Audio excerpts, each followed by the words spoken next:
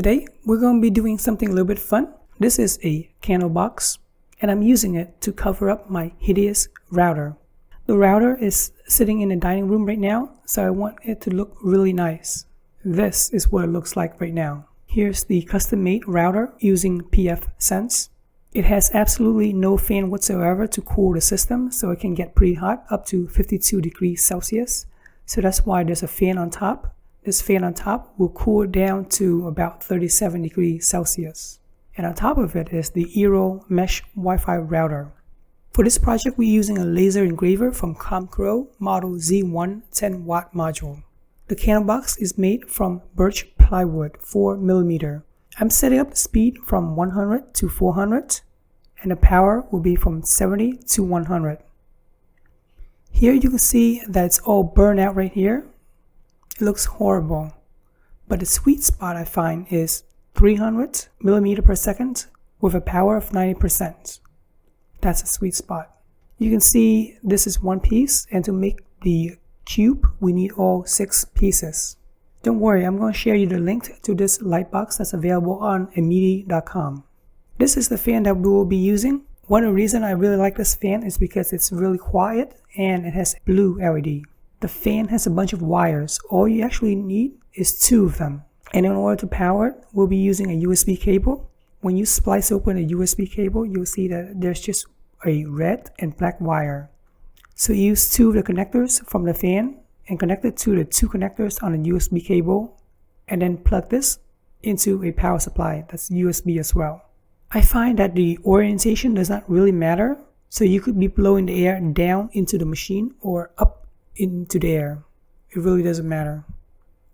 Originally, the pieces have the wood color, light tan from the birch plywood, but I didn't really like it, so I painted white. And you can see what the problem is right now, because when I painted white, I have to paint the interior white as well, the side pieces as well. And I didn't do a very good job. Also because the box is sitting on top of a radiator, so that's why the wood is being warped at the moment. Honestly, this is a terrible material to work with, especially near heat. I think for the next one, I will be cutting it using acrylic, which should withstand the radiator much better. But that's a different project. For now, we're just dealing with 4mm birch plywood. Assembling the box is pretty easy. It's just like a jigsaw puzzle, really. Just play around with the pieces and you'll fit them correctly, no worries. One of the sides has been modified, as you can see, because all I need is one big hole to let 2 Cat5 cables going into the PFSense box. And then the third wire is the power for the router. Here it is with the fan sitting in. I could take the 4 screws out, but I left it in there just in case I want to use it in a PC later on. The last piece that you're going to put on is the top piece. And ultimately, the Eero Wi-Fi mesh sits on top. This is what it looks like at night. Well, almost nighttime.